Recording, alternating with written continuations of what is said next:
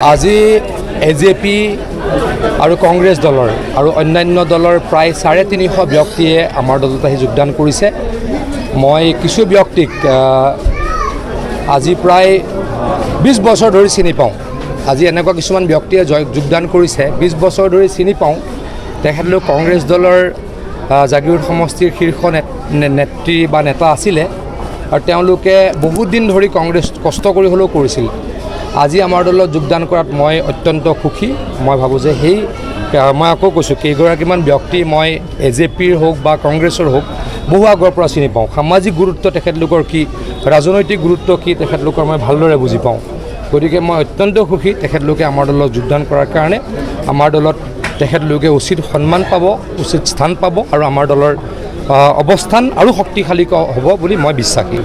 তেনেকুৱাটো নকওঁ, বেলেগ দল নোহোৱা বুলি নকওঁ, কিন্তু মই আকৌ কৈছোঁ মই 2013 চনত যেতিয়া জাগিৰোডত শক্তিৰ ৰাজনীতি আৰম্ভ কৰিছিলোঁ তেতিয়াৰ পৰাই মই কেইবাগৰাকীমান ব্যক্তিক চিনি পাওঁ। আজি গোটেই কেইগৰাকী ব্যক্তিয়ে আহি বিজেপি দলত যোগদান কৰিছে আৰু সেইসকলে কংগ্ৰেছ দলটো ধৰি ৰাখিছিলে আৰু কেইগৰাকীমান ব্যক্তিয়ে এজেপিৰ পৰা এজেপিলৈ গৈছিলে। তেওঁলোকেও এটা সময়ত এজেপি দলটো ধৰি আছিলে বা যোৱা নিৰ্বাচনত এজেপি দলটো ধৰিছিল।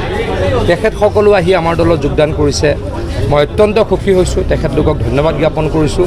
ডক্টৰ হিমন্ত বিশ্ব শৰ্মা ডাঙৰীয়া আৰু নৰেন্দ্ৰ মোদী ডাঙৰীয়াৰ প্ৰতি সমৰ্থন জনাই তেখেতলোকে বিজেপিত যোগদান কৰিছে। মই ভৱিষ্যতে তেখেতলোকৰ লগত একেলগে কাম কৰিম বুলি প্ৰতিশ্ৰুতি দিছোঁ।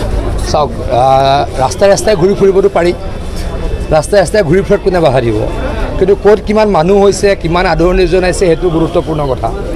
এটা কথাটো কৰিছে যে ৰাজীৱ ভৱনত প্ৰেছ মিট কৰি থাকি বা কবিতা লিখি থাকি হেঁপাহ পলুৱাইছে বা অশান্তি লাগিছে, সেইকাৰণে ওলাই আহিম বুলি কৈছে। ৰাইজে কেনেকৈ সমৰ্থন দিয়ে সেইটো লক্ষণীয় হ'ব। আৰু মই আকৌ কৈছোঁ, নিজে যদি ক'ৰবাত যায় অকলে অকলে যদি ঘূৰি ফুৰে তেতিয়াতো কোনোৱে বাধা দিব নোৱাৰে।